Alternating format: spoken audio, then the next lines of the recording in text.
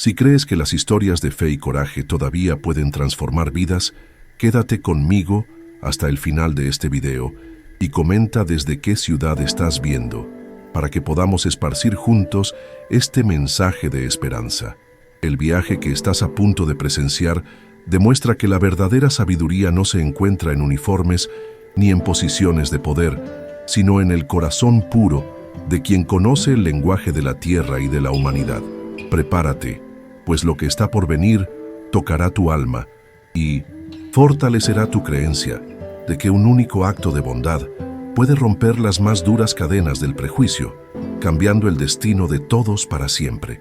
En el corazón palpitante y húmedo de la selva de Chiapas, en México, donde los rayos de sol luchan por besar el suelo, vivía Leo, un niño de 11 años cuya riqueza no se medía en monedas, sino en los secretos que la selva le contaba.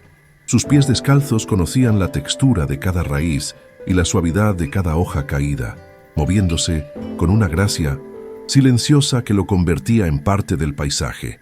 La pobreza de su familia era una realidad tan presente como los árboles a su alrededor, con una casa de madera sencilla y comidas que dependían de la generosidad de la tierra. Para Leo, sin embargo, la selva no era un lugar de escasez, sino un universo de abundancia y sabiduría. El pueblo donde vivía era un pequeño conjunto de cabañas enclavado en un claro, un lugar olvidado por los mapas y por las autoridades. La comunidad vivía de forma cohesionada y aislada, unida por lazos de sangre y por una desconfianza ancestral hacia todo lo que venía de la ciudad. El sonido de un motor era una alarma, un presagio de problemas. Allí, la ley no estaba escrita en papel, sino grabada en las tradiciones y en el respeto mutuo. La marginación los forzó a ser autosuficientes, a encontrar en sí mismos y en la selva circundante toda la fuerza, el sustento y la justicia que necesitaban para sobrevivir, lejos de los ojos de un gobierno que solo parecía recordarlos cuando le convenía. Esa profunda conexión con la naturaleza era el legado de su abuelo, uno de los últimos lacandones puros de la región, un hombre cuya piel arrugada cargaba la historia de su pueblo. Le había enseñado a Leo no solo a cazar y a recolectar, sino a escuchar lo que la selva decía, el canto de un pájaro que anunciaba lluvia, la hoja que curaba la fiebre, el rastro invisible dejado por un animal. Este conocimiento no estaba en libros, era una herencia viva, transmitida en susurros alrededor de la hoguera, una sabiduría que transformaba al niño en un guardián de un mundo que estaba desapareciendo, un maestro en su propio reino verde. En fuerte contraste con esta armonía, la presencia de la policía era una disonancia, una fuerza bruta que no entendía ni respetaba aquel equilibrio. Sus apariciones eran raras y casi siempre truculentas, marcadas por botas pesadas que aplastaban plantas sagradas y por miradas que medían a cada habitante como un criminal, en potencia. Para ellos la selva era solo un escondite para bandidos, y sus habitantes cómplices silenciosos. No traían seguridad, solo el miedo y la certeza de que, para el mundo de afuera, ellos no eran ciudadanos, sino obstáculos a ser controlados o removidos, reforzando la barrera de silencio y resentimiento. La personificación máxima de esa autoridad escéptica y hostil era el sargento Díaz, un hombre de mediana edad, con un rostro endurecido por el desprecio y un alma que parecía haberse cerrado a cualquier forma de empatía.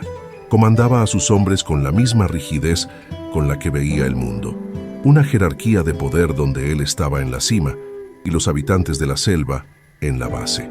Para Díaz, el conocimiento ancestral era solo superstición de ignorantes, y la profunda conexión del pueblo con la tierra era una señal de primitivismo. No veía personas, veía problemas, y su única herramienta para resolverlos era la intimidación, creyendo que el orden solo podía ser impuesto por la fuerza. El abismo entre los dos mundos era insuperable. Por un lado, Leo, que veía en la flor de una orquídea una promesa de belleza y en el agua del arroyo una fuente de vida pura. Por el otro, el sargento Díaz, que en el mismo paisaje solo veía un terreno hostil, un laberinto verde que podría ocultar una emboscada en cualquier momento. El niño encontraba libertad en la inmensidad de la selva, mientras que el sargento se sentía sofocado por ella, anhelando el concreto y las reglas claras de la ciudad. Era el enfrentamiento entre la sabiduría que brota de la tierra y la arrogancia que intenta dominarla, un choque moral y social a punto de estallar. En medio de este tira y afloja silencioso estaba el oficial Martínez, un novato recién salido de la academia, cuyos ojos aún no habían adquirido el cinismo de su superior. Seguía las órdenes de Díaz, pero una curiosidad genuina lo impulsaba a observar los rostros de los niños y la extraña paz que reinaba en el pueblo, incluso en medio de Pumindonset. Tanta pobreza.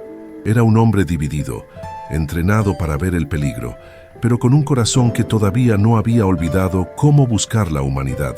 Su presencia, aunque parte de la fuerza opresora, cargaba una semilla de duda, una pequeña fisura en el muro de odio que separaba a los dos mundos.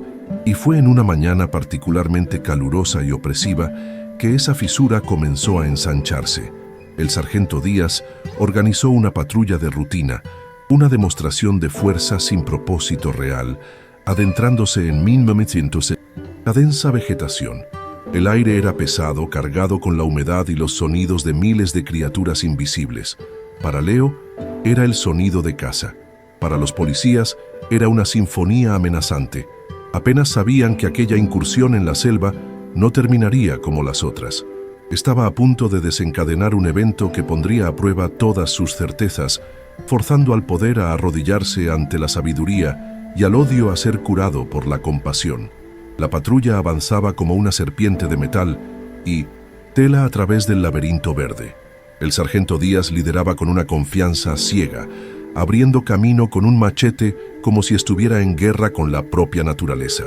El aire era espeso, casi palpable, y el sudor corría en ríos por los rostros de los hombres. El oficial Martínez, que lo seguía, sentía un escalofrío a pesar del calor. Sus ojos, aún no acostumbrados a la danza de luz y sombra, intentaban registrarlo todo, pero la selva era un exceso de información, un borrón de vida pulsante que lo mareaba. Sentía que estaba siendo observado no por enemigos humanos, sino por los propios ojos de la selva. Fue un instante de distracción lo que selló su destino.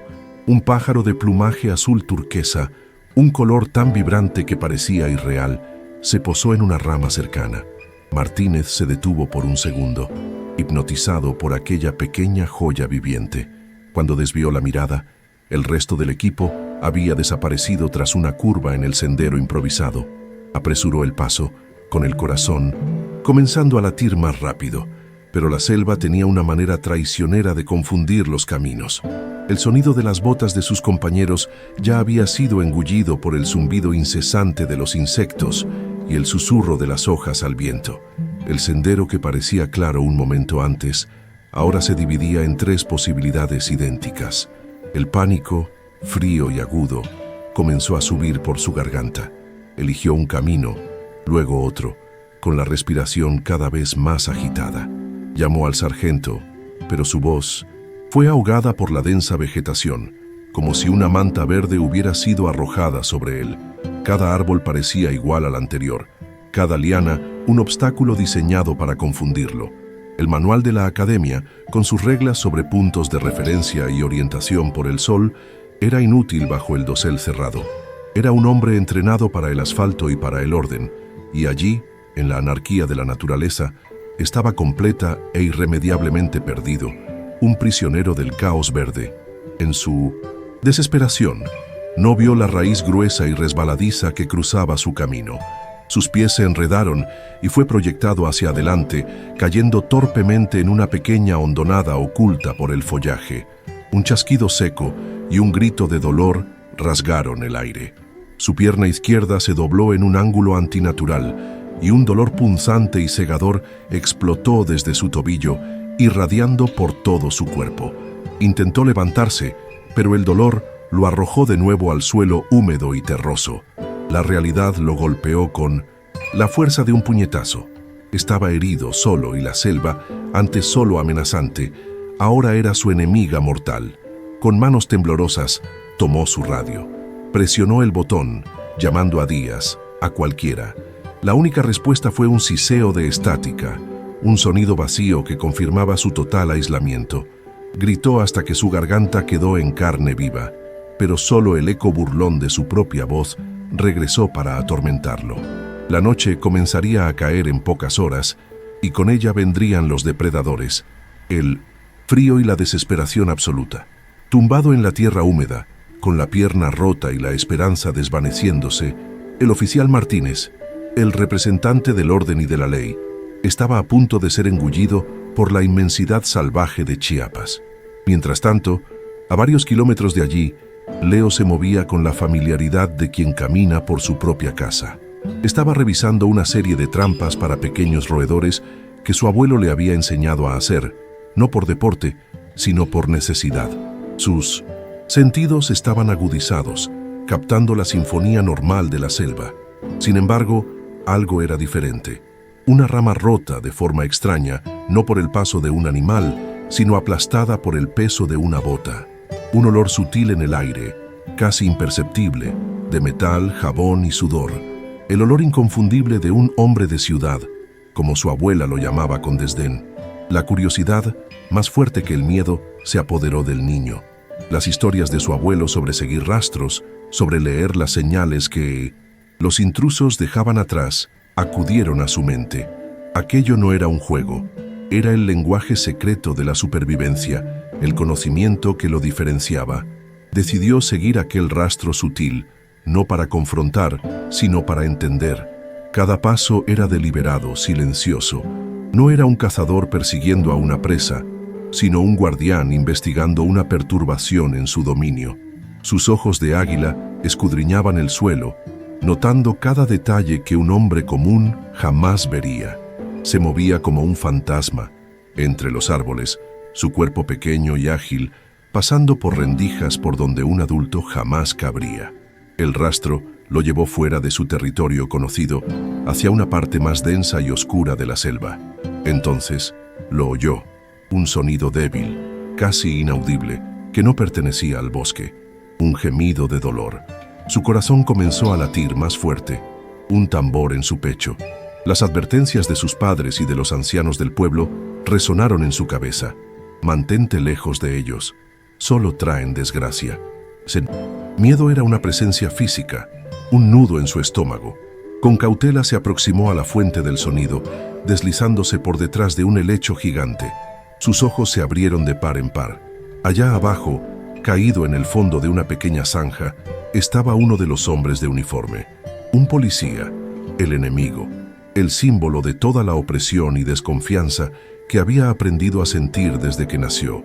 La primera reacción fue puro instinto, una orden silenciosa gritando en su mente que huyera, que se escondiera, que volviera a la seguridad de su aldea y olvidara lo que había visto. Dejar que la selva se encargara del invasor. Sería lo más fácil, lo más seguro, pero entonces, a través de las hojas, vio el rostro del hombre. No era el rostro duro y cruel del sargento que conocía de vista. Era un rostro joven, contorsionado en una máscara de dolor y miedo. Vio la sangre que manchaba el pantalón, el ángulo grotesco de la pierna, y en ese momento el uniforme desapareció. La figura del enemigo se disolvió, y todo lo que Leo vio fue a un ser humano sufriendo, vulnerable, exactamente como cualquier animal herido que ya había encontrado en la selva. La humanidad del oficial, desnuda y cruda, se superpuso a todo el prejuicio que le habían enseñado. Una guerra silenciosa estalló dentro del pecho del niño.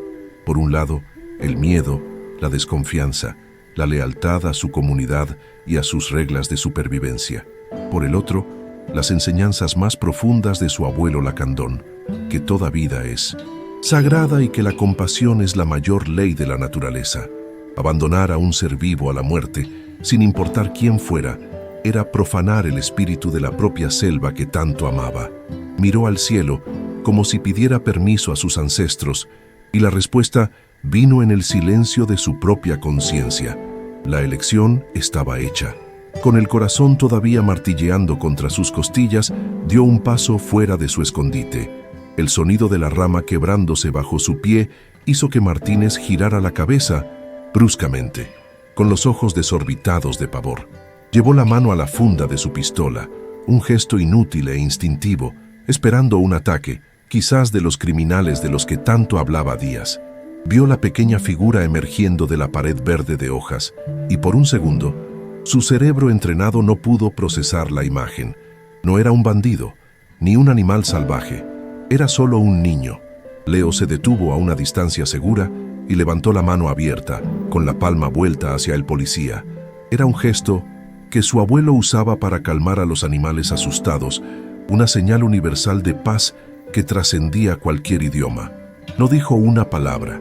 Sus ojos grandes y oscuros, llenos de una gravedad que no pertenecía a un niño de 11 años, transmitían su intención. No decían «soy tu amigo», sino algo mucho más profundo. «Veo tu dolor. No estás solo. No voy a hacerte daño». Martínez se quedó paralizado, el dolor en su pierna momentáneamente olvidado. Esperaba hostilidad, abandono, cualquier cosa, menos aquello. La calma y la autoridad silenciosa de aquel niño lo desarmaron por completo. Exhausto, herido y sin opciones, cedió. Observó mientras Leo descendía cuidadosamente la hondonada y, usando una rama fuerte como palanca, lo ayudaba a ponerse de pie, apoyando el peso del hombre sobre sus frágiles hombros. El tacto del niño era sorprendentemente firme y seguro, sus pequeñas manos trabajando con una eficiencia impresionante. El policía, entrenado para dar órdenes, ahora se veía siguiendo a un guía improbable. Para el terror de Martínez, Leo no lo guió de vuelta en la dirección que él creía que estaba el sendero. En cambio, lo condujo aún más profundo en la selva, por caminos que no eran caminos, a través de arroyos y bajo lianas que parecían garras. Cada paso era una agonía para el policía. El miedo regresó con toda su fuerza. Lo estaría llevando el niño a una trampa, a su aldea para ser juzgado, o a un grupo de criminales escondidos.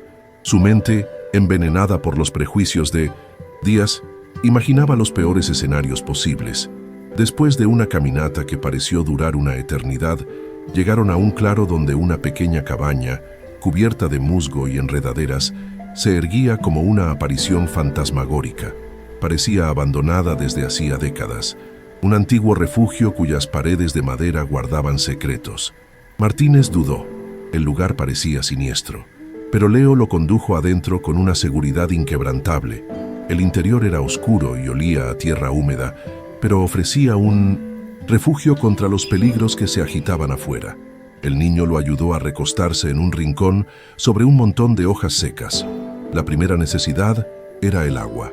La garganta de Martínez estaba seca como una lija. Observó, escéptico, cómo Leo recogía agua de lluvia acumulada en un charco lodoso de afuera. Su entrenamiento le gritaba que beber aquello sería una sentencia de muerte lenta y dolorosa. Su estómago se revolvió solo de pensarlo. Estaba a punto de negarse cuando vio lo que el niño hacía a continuación.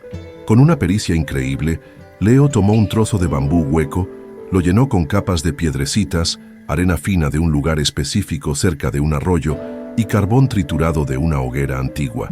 Vertió el agua fangosa en uno de los extremos y, gota a gota, un líquido claro y límpido comenzó a gotear por el otro, cayendo en una jícara hecha de un fruto.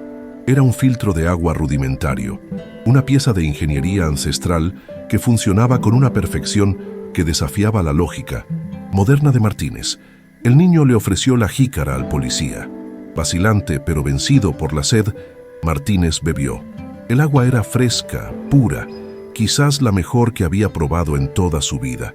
Aquel simple acto sacudió la primera columna de sus prejuicios. A continuación, Leo centró su atención en la pierna herida. Con la misma delicadeza y concentración, examinó la hinchazón y el hueso roto. No mostró asco por la sangre ni vacilación. Desapareció en el bosque por unos minutos, regresando con 2 trozos de corteza de árbol, anchos y rígidos, y un puñado de lianas finas e increíblemente resistentes. También trajo algunas hojas grandes y suaves, que masticó brevemente antes de aplicar como una cataplasma sobre la herida, un gesto que hizo que Martínez retrocediera instintivamente, pero la sensación de alivio y frescor fue inmediata. Con una habilidad que parecía imposible para sus pequeñas manos, Leo alineó las cortezas de árbol a cada lado de la pierna de Martínez y comenzó a atarlas firmemente con las lianas. creando una férula perfecta. La inmovilización fue instantánea y eficaz, aliviando el dolor agudo y transformándolo en una pulsación soportable. Martínez, que había pasado por cursos de primeros auxilios, se quedó en silencio, maravillado. La técnica del niño era más eficiente que muchas que había aprendido en los manuales. Estaba siendo tratado por un maestro, un médico de la selva con apenas 11 años de edad. Al caer la noche, el miedo de Martínez fue reemplazado por una extraña sensación de paz. Los sonidos de la selva, antes aterradores, ahora eran solo el telón de fondo para la presencia tranquilizadora del niño. Leo encendió una pequeña hoguera usando una técnica de fricción que el policía solo había visto en películas, produciendo una llama controlada que casi no hacía humo, para no atraer atención indeseada. Sentado junto al fuego, el niño parecía un antiguo guardián, vigilante y sereno, señor de su dominio. El policía herido se sentía, por primera vez desde que se había perdido, seguro. El hambre comenzó a manifestarse, una punzada hueca en su estómago. Observó a Leo salir de nuevo y regresar con algunas raíces de aspecto extraño, cubiertas de tierra. Otra regla de la academia brilló en su mente. Nunca comas la flora local, la mayoría es venenosa. Se preparó para rechazar la oferta, imaginando que el niño solo estaba buscando comida para sí mismo.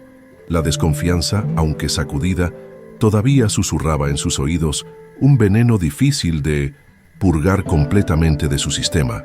Pero Leo, después de lavar las raíces con el resto del agua purificada, las puso a asar en las brasas del fuego. El olor que subió era delicioso, parecido al de las patatas asadas. Cuando estuvieron listas, el niño tomó una, sopló para enfriarla y le dio un gran mordisco frente a Martínez, mirándolo a los ojos. Era un gesto de confianza, una garantía de que el alimento era seguro. Solo entonces le ofreció el resto al policía. El sabor era reconfortante, nutritivo, y llenó su estómago vacío, calentándolo de adentro hacia afuera. Mientras comía, las palabras del sargento Díaz resonaban en su mente, ahora con un tono grotesco y falso. Salvajes, primitivos, ignorantes. ¿Cómo podía reconciliar esos insultos con la escena frente a él? Un niño salvaje había demostrado más sabiduría, ingenio y compasión que cualquier persona que conocía en su mundo civilizado. Aquel pequeño ser humano, que debería odiarlo y temerlo, se estaba arriesgando para salvar su vida, usando un conocimiento que valía más que todo su entrenamiento y equipo. En los días que siguieron, se estableció una rutina silenciosa. Leo cuidaba de las necesidades de Martínez con una dedicación incansable. Cambiaba el vendaje de hojas, traía frutas y más raíces y reforzaba la férula. La comunicación se realizaba a través de gestos simples y unas pocas palabras en español que el niño conocía. Un asentimiento de cabeza, una sonrisa tímida, una mirada de gratitud. Un vínculo, profundo e indecible, se estaba forjando en el silencio de aquella cabaña abandonada. Una amistad que desafiaba todas las barreras de uniforme, raza y cultura. Mientras tanto, a kilómetros de distancia, la furia del sargento Díaz crecía a cada hora. Los equipos de búsqueda regresaban con las manos vacías, maldiciendo a la selva que parecía burlarse de ellos. Díaz estaba convencido de que Martínez había sido secuestrado o asesinado por los habitantes locales. «Lo están escondiendo», gritaba por la radio, su voz llena de odio y frustración. «Son todos cómplices. Cuando lo encuentre me las pagarán». Su dolor por la pérdida de un hombre se había transformado en un deseo ciego de venganza contra toda la comunidad. En la cabaña, sin embargo, el mundo exterior parecía no existir. Martínez comenzó a ver el bosque no como un enemigo, sino a través de los ojos de Leo, como un lugar de belleza, complejidad y generosidad. Observaba cómo el niño identificaba el sonido de cada pájaro, cómo sabía exactamente dónde encontrar agua potable o una liana fuerte. No era solo un niño, era la personificación de una sabiduría que la arrogancia de su mundo había despreciado e intentado destruir. Su transformación interna era sísmica, silenciosa, pero absoluta. En la tercera noche, mientras observaba la silueta de Leo durmiendo tranquilamente cerca de la hoguera, una ola de vergüenza y gratitud se apoderó de Martínez. Él, el hombre de la ley, el agente del Estado, había sido reducido a la impotencia y salvado por la misericordia de un niño al que le habían enseñado a despreciar. En ese momento, comprendió que la verdadera autoridad no provenía de un arma o de un uniforme, sino de la capacidad de dar vida, de curar, de mostrar compasión. Pero lo que el policía no sabía era que aquel acto de bondad había puesto a Leo en un peligro inimaginable, un peligro que se acercaba con cada paso ruidoso del equipo de rescate de Díaz. Al cuarto día, la esperanza del equipo de búsqueda se había transformado en una marcha fúnebre y rabiosa. El sargento Díaz, movido por una mezcla tóxica de culpa y furia, empujaba a sus hombres más allá del agotamiento. Ya no esperaba encontrar a Martínez vivo. En su mente, la búsqueda ahora era por un cuerpo y por los culpables, a quienes ya había condenado en su tribunal particular, los habitantes de aquella selva olvidada por Dios. Cada rama que crujía bajo sus botas era una confirmación de su narrativa, la de que la selva y su gente eran una sola cosa, hostiles, traicioneros y primitivos. Ansiaba una confrontación, un blanco para su ira. Fue uno de los guías locales, un hombre mayor que acompañaba la expedición con reticencia, quien encontró la señal. No era una huella de bota o una rama rota, sino una marca casi invisible tallada en la corteza de una ceiba antigua. El guía vaciló, con el miedo visible en sus ojos. «Sargento», murmuró, «esta es una marca antigua, de los otros».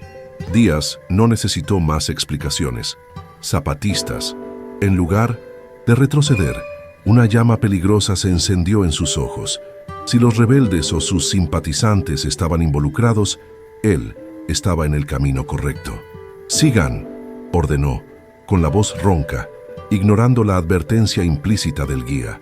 Dentro de la cabaña, el primero en sentir la perturbación fue Leo.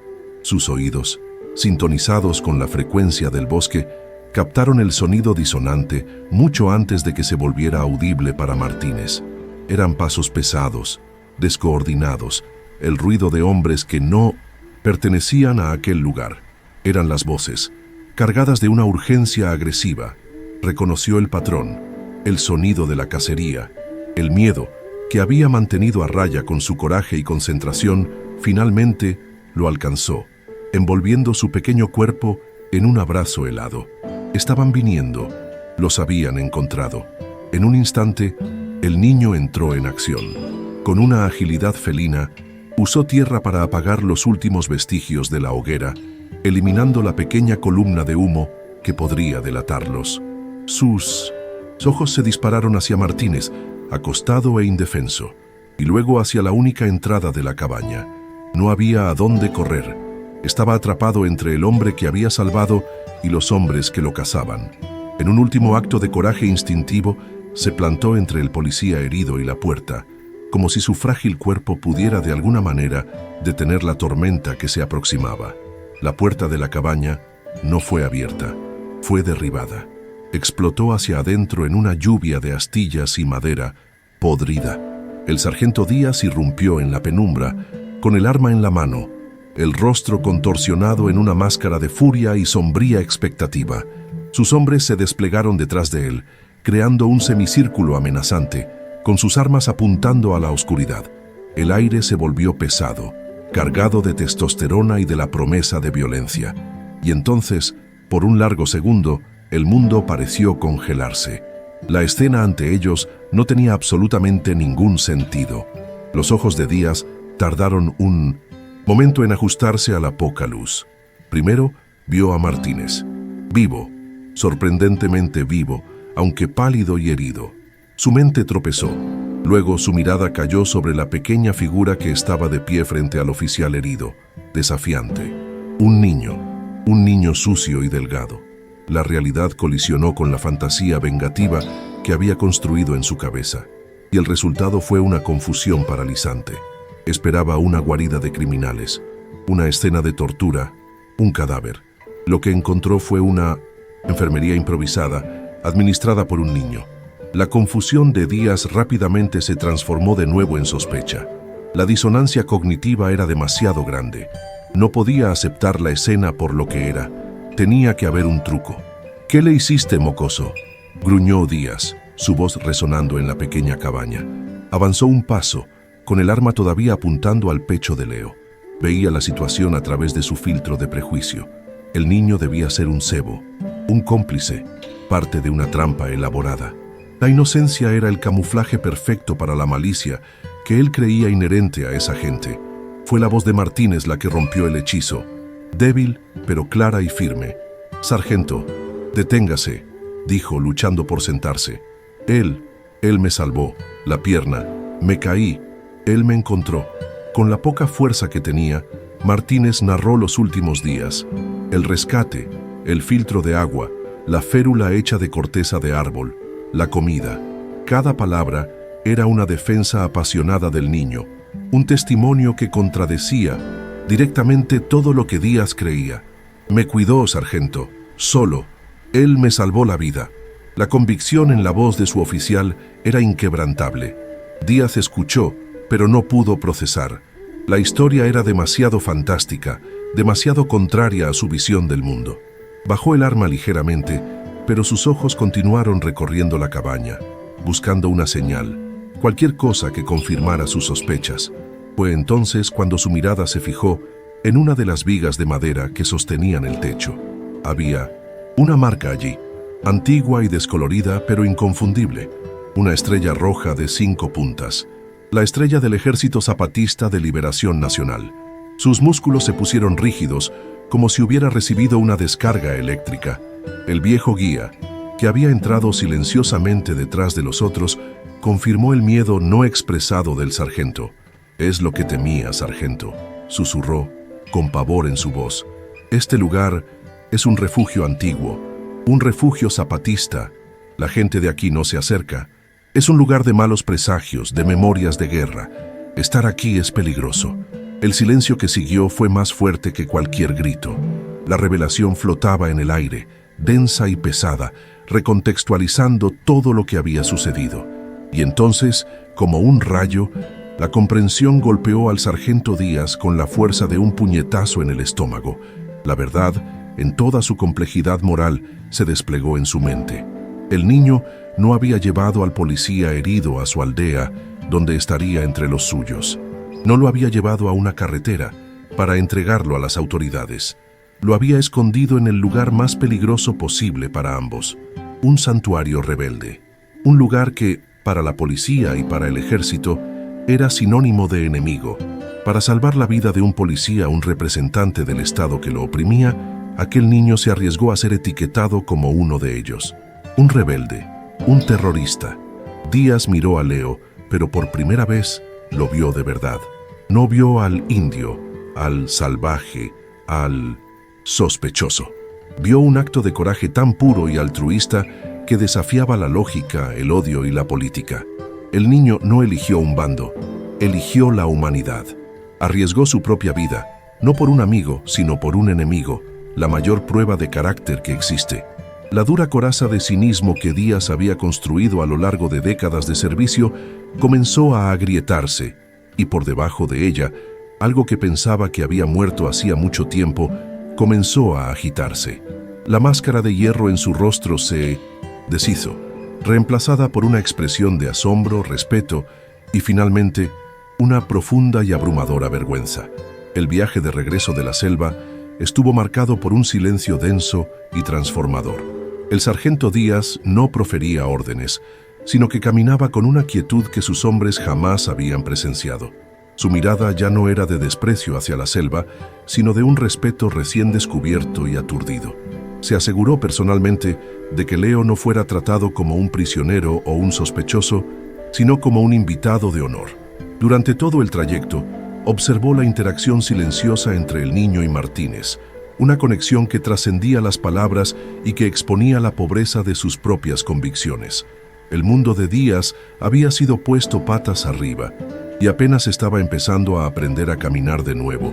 En el hospital de la ciudad más cercana, mientras Martínez recibía tratamiento profesional para su pierna, la noticia fue manipulada para encajar en una narrativa heroica. Los Periódicos y la televisión hablaban de la resiliencia de un oficial y de la eficiencia de la fuerza policial en una peligrosa operación de rescate. Pero para los dos hombres que vivieron la verdad, los titulares parecían una farsa. Martínez, acostado en su cama estéril, cerraba los ojos y veía el rostro concentrado de un niño aplicando hojas curativas en su herida. Díaz, sentado en una silla en el pasillo, sentía el peso de la verdad, una verdad mucho más compleja y humillante de lo que cualquier informe oficial jamás podría capturar. Semanas después, totalmente recuperado, el oficial Martínez fue convocado a una ceremonia en su honor. Sus superiores le ofrecieron una medalla por valentía y un ascenso por su servicio ejemplar. Ante un comité que incluía a un sargento Díaz silencioso, Martínez se puso de pie. Agradeció a todos, pero respetuosamente rechazó tanto la medalla como el ascenso. Con una calma que sorprendió a todos en la sala, declaró que el verdadero héroe de aquella terrible experiencia no estaba allí para recibir honores. El héroe era un niño de 11 años, de un pueblo olvidado, cuya sabiduría y coraje avergonzaban todo su entrenamiento. En lugar de aceptar el ascenso, Martínez usó aquel momento para hacer una propuesta radical. Argumentó que la estrategia de fuerza e intimidación en Chiapas había fracasado, generando solo más odio y desconfianza. Propuso un nuevo camino, un programa de cooperación. Usar los recursos de la policía no para comprar más armas, sino para construir una pequeña clínica médica en el pueblo de Leo, para ayudar a financiar la escuela local, para crear un puente real, de confianza, entre los dos mundos. Argumentó que la seguridad duradera no nacería del miedo, sino del respeto mutuo y la dignidad humana. Un murmullo de escepticismo recorrió la sala. La propuesta era idealista, inédita. Fue entonces cuando, para el asombro de todos, el sargento Díaz se levantó. Con la voz firme, desprovista de su arrogancia habitual, respaldó cada palabra de Martínez. Contó la verdad desnuda y cruda de lo que presenció en aquella cabaña zapatista. Admitió su propia ceguera, su prejuicio, y describió el acto de Leo no como un incidente aislado, sino como una lección moral que todo el departamento necesitaba aprender. La confesión de Díaz, viniendo del hombre más cínico de la fuerza, silenció toda oposición y selló la aprobación del proyecto. El inicio del programa fue lento y lleno de desconfianza. Los habitantes del pueblo observaban desde lejos cuando los primeros vehículos de la policía llegaban, esta vez no con hombres armados para una redada, sino con sacos de cemento, cajas de medicinas y libros escolares.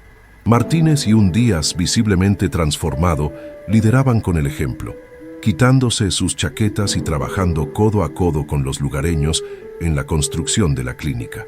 Leo, con su sabiduría silenciosa, se convirtió en el nexo, el traductor no solo de palabras, sino de intenciones, mostrando a su gente que el cambio en aquellos hombres era real. Poco a poco, las barreras invisibles construidas a lo largo de generaciones de miedo comenzaron a derrumbarse. Se veía a un policía compartiendo su almuerzo con un anciano de la aldea. A menudo se encontraba a Martínez intentando aprender palabras en la lengua local con los niños, con Leo como su paciente profesor.